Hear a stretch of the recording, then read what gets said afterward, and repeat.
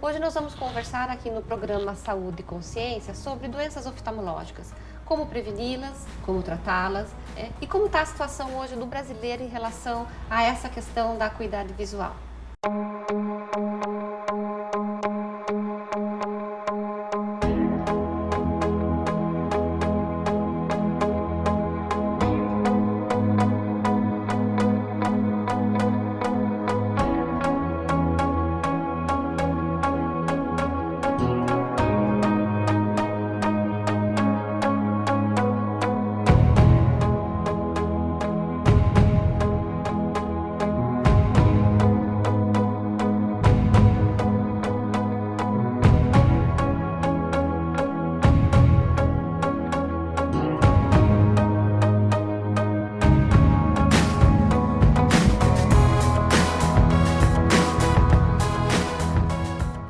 Nós estamos conversando hoje com a doutora Lisbeth Scanavaca, que é oftalmologista aqui em Umuarama, já de longo tempo, né, doutora? 32 anos. Tem aí uma história para contar para nós.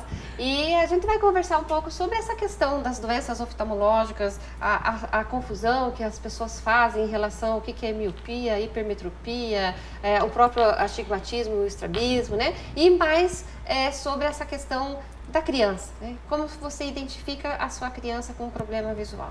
Obrigada, doutora, por estar aqui conosco. É um prazer estar aqui com vocês. Que bom. Doutora, vamos primeiro ver assim, essa sua questão profissional. A senhora já falou, né? Está aqui há 32 anos, mas formou aonde? Formei em Marília, na FAMEMA, né? Faculdade de Medicina de Marília, no ano de 80, né? Longo tempo atrás. Uma experiência já bem grande, né? Mas já viu várias situações no consultório. Muitas, situações que deixam alarmadas. Muitas, de fácil resolução e de difícil resolução, né? Mas a gente vai levando, né? Estamos aí sempre aprendendo, sempre correndo atrás, né, das coisas, porque a medicina é um constante aprendizado, né? Não tem como parar, né? Não tem como. E aí as coisas evoluindo e a gente procurando correr atrás, evoluindo junto, né? Então, doutora, o que são essas doenças oftalmológicas? O mais comum que a gente, né, que você escuta falar é em relação aos vícios de refração, que não chegam a ser doenças, não são considerados doenças, mas são vícios de refração. A miopia, a hipermetropia, o astigmatismo. Isso são vícios? São vícios de refração. Não são doenças? Não são doenças, né? E a presbiopia, que é a tal vista cansada depois dos 40 anos. É, né? Muito triste essa vista cansada, porque a gente tem que fazer assim, o povo fica rindo quando a gente estica o braço. Isso, até a pessoa, né, se conscientizar, não, vou ter que usar óculos, ela demora um pouquinho, mas depois que põe, fala, por que não pus antes? Porque é tão bom, né, quando a gente pode ler assim com tranquilidade e tudo. Mas em relação aos vícios de refração, né, a miopia é aquela pessoa que tem a dificuldade de longe. Então, o míope ele não enxerga de longe, mas perto ele tem uma visão muito boa, né? E o contrário da hipermetropia, que a dificuldade maior é perto, né? Ele tem uma visão de longe, razoável, não tão com 100% como uma pessoa que não tem, né, essa dificuldade, mas ele tem uma visão razoável, ele enxerga bem, mais perto, né, que dá aqueles cansaços visuais, dores de cabeça, embaralhamento de visão, né, essas coisas que cansam muito a leitura. E o astigmatismo, você tem uma visão de perto, tem uma visão de longe, mas com qualidade ruim. Né? Então, é uma baixa qualidade, junta as duas coisas com uma baixa qualidade, né? E a presbiopia, que é a vista cansada depois dos 40, que é progressiva, a doença da idade, né? E o olho vai perdendo a capacidade de focar perto, por isso que ela aparece depois dos 40 anos, né? E ela é progressiva, aumenta um pouquinho por ano, né? Doutora Lisbeth, a presbiopia, né? O paciente ele usa um óculos que ele não enxerga de longe, né? Porque é a vista cansada. Né? Não enxerga de perto. Tá, ele não enxerga, desculpa, enxerga de perto, descansado. Mas aí ele fica com aquela coisa, coloca e tira o óculos, ou existe uma lente que ele possa usar? Porque às vezes a gente conversa com as pessoas e fala assim, ah, não, aquele óculos que ele tem que usar permanente, eu tropeço, eu fico tonto. Existe isso? Existe o óculos longe e perto, né? Hoje antigamente eram os bifocais, que só tinham um foco longe e um foco perto. Hoje são os multifocais. Os multifocais não têm divisão, né? A divisão não é aparente, mas existe um corredor de visão com a graduação progressiva. Então, ela vai aumentando da visão de longe até a visão de perto. Quando você não tem nada para longe, você tem uma visão boa, em cima é 100 graus. E aí começa essa progressão para perto do centro de longe até chegar ao de perto. é uma coisa diferente para quem nunca usou óculos, né? Então, porque quem nunca teve essa visão, dificuldade de visão para longe, ela enxerga bem, nunca precisou de óculos, tal. De repente ela se vê com a necessidade de um óculos. E o multifocal, você tem todo um trabalho para aprender a usar, é um aprendizado, né? Eu falo para meus pacientes, depois que você aprender, é que nem andar de bicicleta, aí é automático. Porque você tem que ter o cuidado para olhar para o chão, você tem que saber que para olhar para o lado, como que você faz, como olha para perto, para frente. Então existe todo realmente um ritual, né? Por isso que às vezes as pessoas têm essa dificuldade, mas às vezes por falta de uma orientação, de como usar tudo isso, né? E que eles falam que sentem enjoo, é verdade mesmo? Dá náusea? Sente, às vezes sim. Tem pessoas que têm uma sensibilidade maior, porque como a lateral da lente ela tem uma certa distorção, então se você vira o olho, você pega essa distorção lateral e dá aquela sensação de balanço, né? Por isso que acaba às vezes enjoando. Mas é sabendo que vai olhar de lado, tem que virar a cabeça, sempre virar. Então aí depois eu falo, aprendeu, aí vai embora. É muito mais confortável do que o tira e põe. É mesmo? Não é? Pode que sim. Pensa, porque você vai conversar com alguém, você tem que tirar, né? Você vai ler, você mercado, põe. Você tem que procurar, senão você vai comprar uma coisa com menos. Ver validade, ver preço, tudo você precisa. Você vai no banco, você não enxerga para preencher o cheque. E com o multifocal você fica, né, mais confortável nesse sentido. E a miopia e a hipermetropia? Eles surgem com o tempo? Existe alguma causa? Nasce assim? Isso, a criança, isso é genético, né? Então a criança já nasce com a carga, que ela vai ser hipermétrope ou que ela vai ser míope, né? A miopia começa normalmente mais frequente na idade escolar, né? Existem as miopias já precoces, mais cedo, então são as pessoas que vão ter aquela miopia mais alta, às vezes de 10, 12 graus, né? Então ela começa mais cedo. E a hipermetropia, a criança nasce hipermétrope normalmente, e essa hipermetropia vai diminuindo com o crescimento, o inverso da miopia. A miopia vai aumentando? A miopia aumenta e a hipermetropia diminui, né? Então, às vezes as crianças têm uma hipermetropia que não é muito grande na idade escolar, quando chega na adolescência já não precisa mais de usar o óculos. O inverso do míope, ela começa com pouco grau e na adolescência o grauzinho já está um pouco maior, né? E estabiliza? Em torno de 21, 22 anos. Aí a tendência é estabilizar. Né? Aí existe aí as correções que depois pode ser feita cirurgicamente, o laser, se quiser, o lente de contato. Tanto a miopia como a hipermetropia pode fazer cirurgia? Pode ser, tem correções. É claro que o olho tem que estar preparado, não é todo olho que está sujeito a ser submetido a uma cirurgia a laser. Existem uns exames prévios que você faz para saber se ele tem possibilidade de ser submetido a isso, né? A maioria sim. Então a gente pode até esclarecer bem para quem está assistindo a gente, dizer, existe o recurso da cirurgia, né? Isso. É possível, porém cada caso é um caso. Cada caso é um caso. Né? Precisa ser analisado Isso. pelo médico, avaliado. Se realmente os exames, isso. Você precisa saber a espessura de córnea, curvatura, um monte de coisa que envolve o cálculo da cirurgia, para saber se o olho é possível ou não. Idade? Da cirurgia? Após estabilizar. Sempre, né? Normalmente depois dos 21 anos. Porque se você faz com 17 anos uma correção de miopia, se ela tende a aumentar até 21 anos, quando ele tiver 20 anos ele está míope de novo.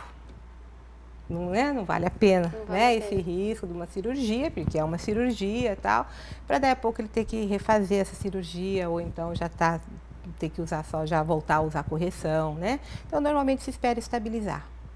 E a cirurgia da miopia ou da hipermetropia é laser? Ou existe uma outra técnica? Não, é laser. A não ser altas hipermetropias ou altas miopias, que hoje o laser já não corrige mais tanto essas ametropias, que a gente chama essas alterações de alto grau. Existem outras alterações, outros tipos de cirurgia que podem corrigir. Né? Existe o implante de uma lente dentro do olho, uma lente de contato dentro do olho, né, para corrigir altas miopias. Então, são outras alterações, mas são casos que saem do comum. Do comum.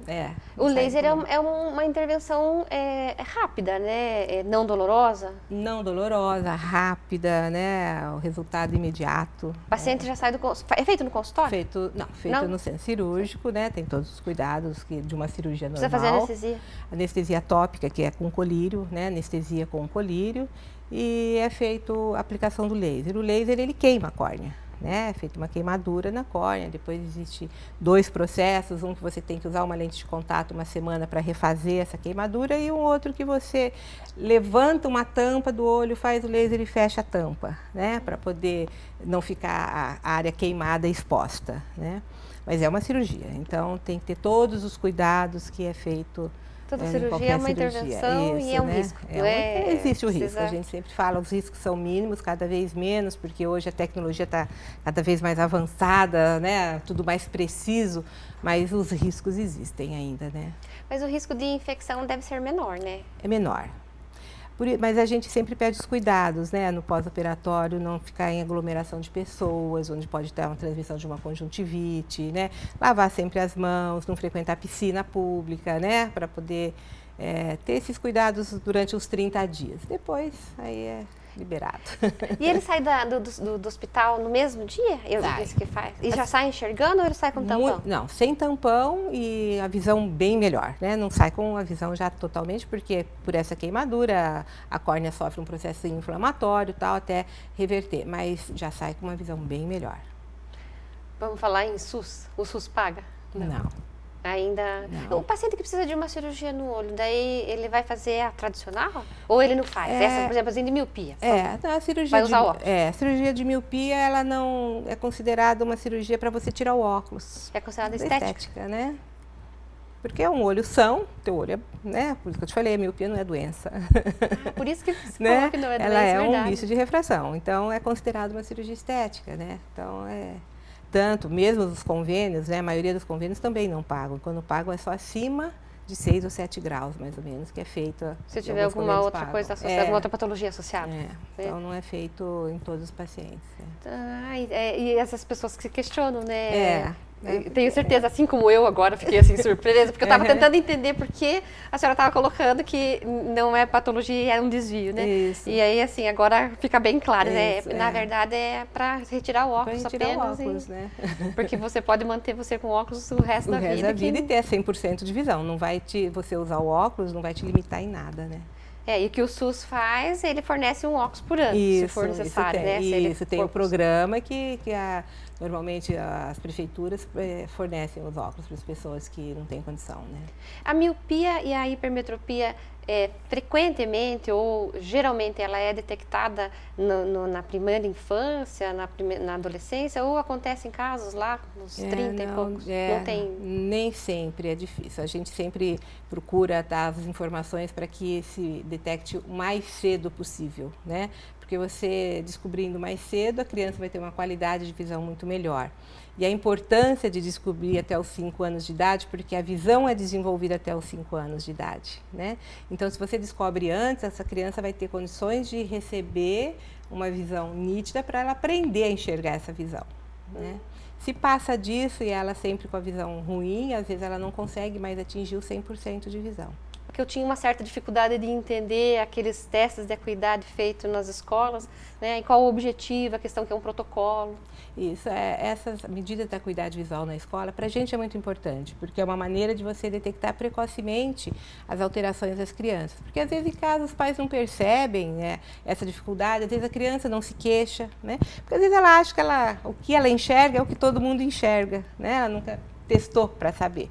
E isso é muito importante, principalmente para as visões monoculares, porque tem criança que tem uma diferença de grau muito grande de um olho no outro, e se não fizer essa correção, esse olho vai ficar sempre ruim, o que chamam de olho preguiçoso, ele nunca mais vai desenvolver visão.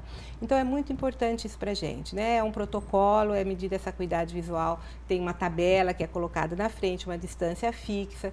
Então é uma medida fácil de ser feita, é uma prevenção importante. Então, para esclarecer bem, inclusive até mesmo a gente que acaba questionando a validade do teste, né? Ele é na realidade um primeiro rastreamento, né? E aí ali vai dizer não 100%, mas a grande maioria vai dizer, olha, precisa ir para o oftalmo para avaliar e fazer o diagnóstico. Está enxergando ou não está enxergando, né? Exato. E ele tem uma tabela, quer dizer, ele tem uma normativa, qual é a distância para a tabela, né? O tamanho das letras, que percentual que foi avaliado. Isso, na tabela tem toda a linha, tem o percentual na frente, então começa da letrinha maior, vai diminuindo até ver qual a porcentagem que ele consegue ver. E a criança que não sabe ler, vai no desenho, será que é certo? Isso, tem desenhos, tem o que a gente chama as tabelas de Snellen, que são aqueles Zs grandes, são virados para a direita, para cima, para baixo. Então a criança faz com a mãozinha para a gente certinho, né? Ah, e aí assim ele consegue criança avaliar. de 3 anos faz isso para a gente numa boa.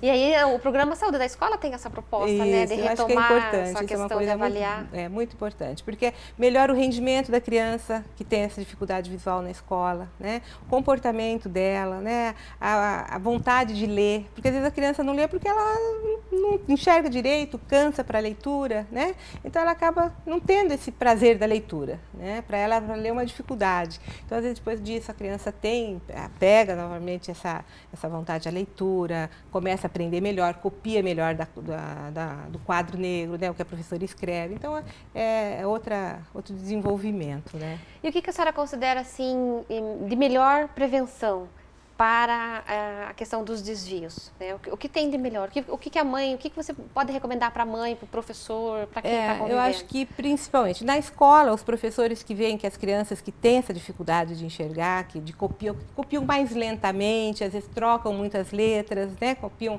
palavras erradas, eu acho que é um sinal, né? A criança que sempre quer sentar na frente porque atrás ela não consegue ver direito, né? E tem que enxergar, porque se o vizinho dela enxerga, por que ela não enxerga, né? Uhum. Então, é um sinal. E em casa, é a criança que tromba nas coisas, que cai muito fácil. De vez em quando, testar um pouquinho, fecha um olhinho, você está vendo aquilo lá? Você tampou, está vendo aquele, né? Dá umas testadinhas em casa, isso é muito importante, né? Porque se a criança senta muito perto da televisão, né? Tem criança que fica aqui, fica ali, né? Então, puxa, então a gente sempre, uma das perguntas que a gente faz, a criança tem o hábito de aproximar muito, né? Ou senta onde todo mundo senta? Tem que sentar onde todo mundo senta, no sofá, não precisa sentar ali no meio, no chão, perto da TV, para ficar pertinho. Então, alguma coisa não está certa, né? Então, procurar ver, porque o quanto antes, né, se consegue detectar, melhor vai ser a qualidade de visão. Então, em resumo, é estar bem atento ao que a criança está apresentando naquele... Porque sempre aparece um sinalzinho, né? E diferente daquilo que às vezes a gente escuta, às vezes a mãe, às vezes o professor, às vezes a babá, né? É lento. É lento, então... Presta atenção. É imperativo, não presta atenção na escola, na aula, né? O tal do diagnóstico imperativo, então não tem paciência de copiar, não é isso. Às vezes ele não está enxergando direito, coitadinho, né? E precisa Vamos ser dar avaliado. uma chance para ele, né? Na hora que coloca o óculos, fica beleza. É outra coisa, né? Doutora Lisbeth, miopia, hipermetropia, presbioptria e astigmatismo. E estrabismo é vício ou é doença? Não, o estrabismo já é doença. É uma doença genética? Isso. Não, também existem 2 tipos de estrabismo, né? O estrabismo acomodativo, que ele aparece quando a criança tem normalmente uma alta hipermetropia. Então, a criança tem uma convergência muito grande, então acaba fazendo essa convergência, o músculo que puxa esse olhinho para dentro fica mais forte e ele acaba ficando definitivo assim. Ou quando a criança enxerga de um olho só também. Então, aquele olho que não enxerga, ele fica preguiçoso, ele não tem para onde ir, ele fica quieto aqui. Aí fica só enxergando com um, né? Então, essas alterações, às vezes, começam já e existe a congênita, que a criança já nasce com aquele estrabismo, assim, bem realmente definido, né? Essas alterações, o quanto antes, corrigir melhor. Cirurgia? O acomodativo, normalmente, você corrige com óculos. Você põe o óculos, corrige. Se ficar algum residual, aí é cirúrgico, né? E como a hipermetropia tende a diminuir com o crescimento, né? Então vai ficando mais fácil dele manter o olhinho que a gente chama ortofórico, né? Para os 2 paralelos, né? A cirurgia acontece quando a criança às vezes tem 100% de visão, mas é estrábica, né? Um olho entorta aqui, outro aqui. Então a gente fala, é um estrabismo alternante. Os 2 enxergam, mas ela não tem a visão binocular. Então, aí você tem que pôr o olhinho no lugar para poder que ela tenha essa visão binocular, que é a visão nossa de profundidade, de terceira dimensão, né? De qualidade, tudo isso. Então, existem os casos cirúrgicos e os casos que corrigem com óculos. E tem uma idade mínima ou máxima? Não. Não. Dependendo do tipo de estrabismo, com 8 meses, 9 meses já opera. Porque existe um mito que uns falam assim, não, só com 4 anos, outros falam, passou dos 10 não opera mais, então não tem isso. Depende do caso, né? Às vezes as crianças apresentam um estrabismo até os 8, 9 meses de idade, a gente considera normal. A criança nasce com a visão muito ruim, né? Normalmente ela só vê vultos. E essa visão vai aumentando aos poucos, até os 5 anos de idade que ela desenvolve. E como o mundo dela é muito pequeno, muito próximo, o olhinho está sempre viradinho para dentro. Então, aquela criança que tira a foto está com o olhinho torto, né? Aí a mãe vai, minha filha está com o olhinho estrábico, não sei o que tal. Aí você vai, faz os testes, não, ela não tem olhinho torto, né? A gente tem os testes que faz no consultório para você detectar se é ou não. Então, até os 9 meses é comum. A partir de 9 meses, não é mais para ficar estrábica, então alguma coisa tem, né?